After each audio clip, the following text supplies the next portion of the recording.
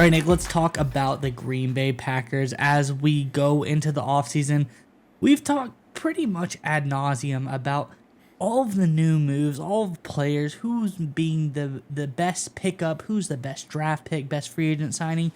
And that's all well and good because those are very important parts of the team. But there's other aspects to a team that really makes them special as well. And that's people in the front office who make a lot of the higher up decisions. And the Packers have made a very interesting hire recently. I want to get into this article and we can talk more about this on the other side. This, of course, is from over on SI.com. It says the Green Bay Packers' decision to name Ed Policy president, CEO, and chairman should get your attention. Not because it's any sort of surprise. This one is about as much of a stunner as the Chicago Bears taking Caleb Williams #1 in April. But because of the gravity of the transition ahead. The son of former San Francisco 49ers president Carmen Policy, who ran the franchise during its Joe Montana, Steve Young glory days, and a Stanford law graduate, Ed was plucked by the Packers from the league office in 2012 to be the team's general counsel, with the idea that this could eventually happen. 6 years later, he became the COO and led the team's construction of the Titletown district while spearheading Titletown Tech, a venture with Microsoft focused on discovering and investing in tech startups. Nick, I think this is a really interesting tidbit at the end of this article. Curious what your thoughts on this one are. But before we get to you, Nick, let's ask Packers fans in the comment section below. There's been a lot of great, players, a lot of great coaches, but we don't give the front office their due sometimes. I'm not going to ask you president because you probably don't know too many of the Packers presidents, but I will ask you, who is your favorite Packers GM of all time? Is there a guy who is making all the right decisions? Is there a guy who, made some of the best pickups in Packers history? Let us know in the comments below. Who's your favorite Packers GM of all time? And talking about legendary great coaches, check out the description below the video when you're leaving your comment and see our list of our favorite NFL books. Some great ones about legendary NFL and college coaches, and just some great books that break down the game of football itself as well. So give those a look when you're leaving your comment. But Nick, what are your thoughts on this latest hire by the Packers? Yeah, so when it first was announced, it didn't really come across as sort of big news to me, right? Because I think everyone was kind of seeing this coming, that Policy had been earmarked as the guy to be the future president and CEO of the Green Bay Packers. But when you dig into it a little bit, I think that last little tidbit there, like you brought up, is very interesting. The fact that Policy has spent a better part of the last half decade or so focusing on ventures with Microsoft, talking about tech, analytics, things like that. And I think that's what's really interesting to me, because if you back up about 4, 5, 6 years or so, the NFL as a whole kind of fell completely in love with all these different technological gadgets and innovations and things like that. That's when we saw analytics and probabilities flow into the game nonstop. It was one of those deals where everyone was just fire hosed all these different things, and it was kind of the shiny toy, the new fad, and then it eventually fell away because 90% of it was really worthless, didn't help anybody win games. But now we're going to see a few years later what tools actually will work. And while most teams, not the Packers, looked at all that tech stuff, look at all that analytic stuff and said, it didn't really work, we're going to go back to old school, the Packers, after the fact, will be able to look at what did work, and they're going to keep their tech-minded approach. Let's go back a few years, 2 decades, a little more than 2 decades actually to be exact, to talk about one of the great technological periods in history. We're talking about the late 1990s, early 2000s, with the advent of the .com, of the internet. And during that time period, no one knew what the successful approach was going to be, who was going to be the dominating business. Pets.com, Amazon.com, right, were two of the most popular names, right?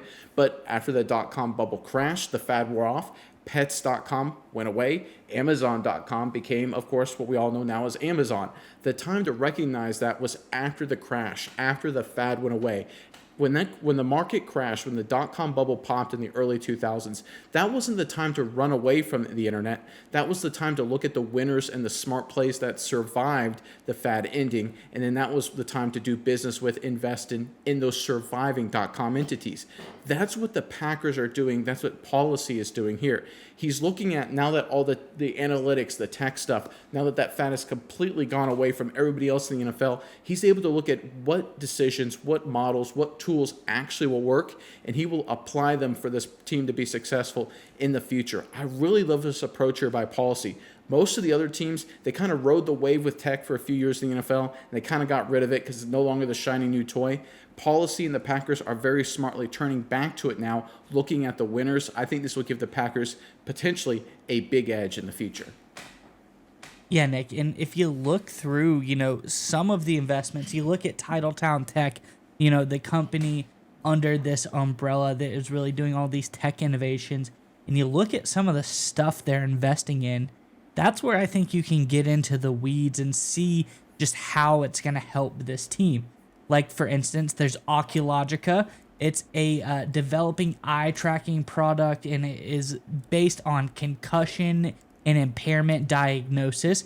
So they've got a branch of their this company, overarching company they have, that is looking on diagnosing concussions faster and seeing the severity of those as well.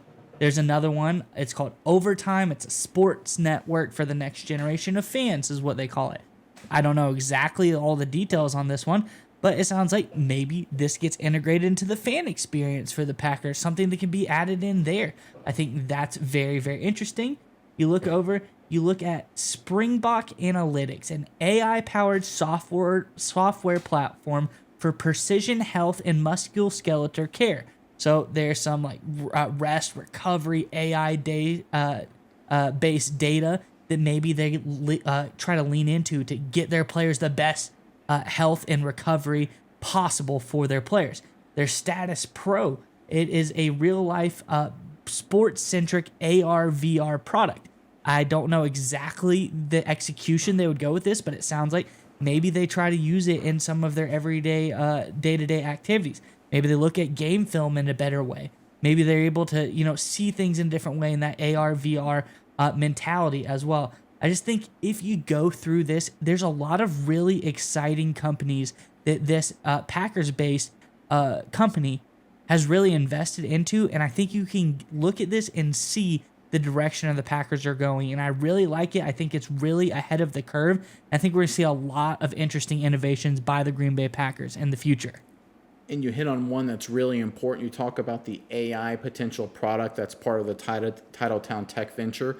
I love the connection personally, the workings with Microsoft, which of course is dealing incredibly huge investments in artificial intelligence. Now, in terms of how that helps the Packers win games, practice, things like that, that will all be in the execution, which is critically important. But there is no other team in the NFL, as far as we can tell, that's actually putting a deliberate amount of investment in this technical arena. Everybody else gave up a couple years ago. The Packers, with the hiring of policy and all the policies that policy will implement, will allow them to be ahead of the curve.